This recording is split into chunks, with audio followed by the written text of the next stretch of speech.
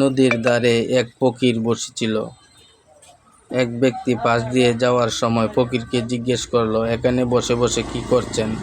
ফকির বলল, আমি অপেক্ষা করছি পুরো নদী শুকিয়ে যাওয়ার জন্য, যাতে আমি নদী পার হতে পারি। লোকটি বলল, বাবা, তুমি কি রকম কথা বলছো?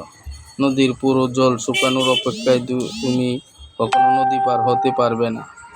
তখন সেই ফকির বলল, আমি মানুষকে এটাই বোঝাতে চাই যে তোমরা যারা সব সময় বলতে থাকো জীবনের সব দায়িত্ব পূর্ণ হলেই আমাদের খুশি হওয়া উচিত, মজা করা উচিত, ঘোরাঘুরি করা, সবার সাথে দেখা করা, সেবা করা উচিত, কিন্তু তারা ঠিক কথা বলে না। নাতি নাতনি হলেও একদিন আমাদের জীবন শেষ হয়ে যাবে, কিন্তু এই দায়িত্ব কখনো শেষ হবে না। আমাদের জীবনের এই দায়িত্বগুলি আমাদেরকে জীবনের পথে চলার সাথে সাথে নিতে হবে এবং প্রতিটি কাজ করতে হবে যা আমাদের সুখ দেবে। আমাদের দায়িত্বে বোঝা কখনোই এতটা বাড়ানো উচিত নয় যে জীবনে শুধু দুঃখই থেকে যায়।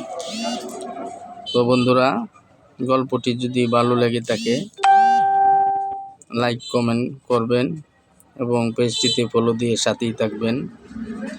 অন্য দিন আসবো অন্য আরেকটি গল্প নিয়ে। সে পর্যন্ত সকলেই ভালো থাকবেন, সুস্থ থাকবেন। আল্লাহ হাফেজ। আসসালামু আলাইকুম।